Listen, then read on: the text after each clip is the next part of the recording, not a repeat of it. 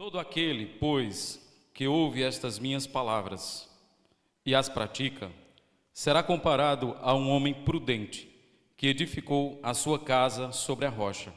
E caiu a chuva, transbordaram os rios, sopraram os ventos e deram com ímpeto contra aquela casa, que não caiu, porque fora edificada sobre a rocha. E todo aquele que ouve as minhas palavras e não as pratica, será comparado a um homem insensato, que edificou sua casa sobre a areia. E caiu a chuva, transbordaram os rios, sopraram os ventos e deram com ímpeto contra aquela casa. E ela desabou, sendo grande a sua ruína.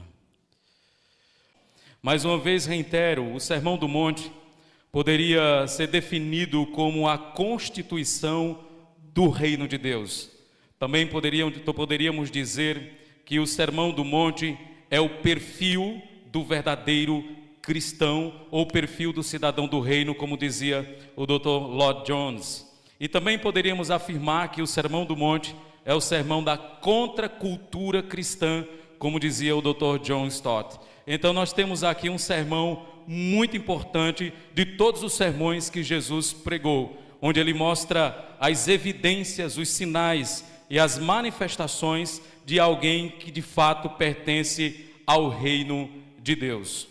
Meus irmãos, antes de tratar do texto propriamente dito, Jesus ele vai usar a metáfora da construção civil para falar sobre a atitude que aqueles homens deveriam ter diante do ensino que ele trouxe, diante do ensino que ele pregou. Irmãos, no versículo de número 24, ele vai trazer um desfecho final do Sermão do Monte.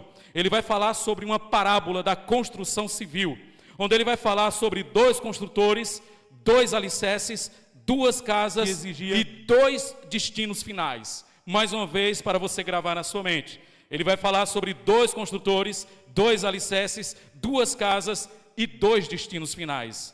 Jesus trouxe ensinos poderosos aqui, do capítulo 5 até o capítulo de número 8. E agora aqui, ele está fazendo um desfecho final. O que nós deveríamos fazer, diante de tudo que nós ouvimos até agora, o que você, que dominicalmente ouviu cada sermão no Sermão do Monte, deveria fazer. Qual a sua atitude diante do ensino de Jesus e da palavra de Deus? Jesus, ele vai tratar de algo que Tiago já fala, que nós não devemos ser ouvintes da palavra somente, mas também praticantes da palavra. Nós não devemos somente ouvir a palavra de Deus, mas nós devemos colocar em prática a palavra de Deus, porque o evangelho que não nos transforma, ele tem efeito contrário, ele endurece o nosso coração. O evangelho que não nos conduz a Cristo para a salvação, ele testemunhará contra nós no dia do juízo.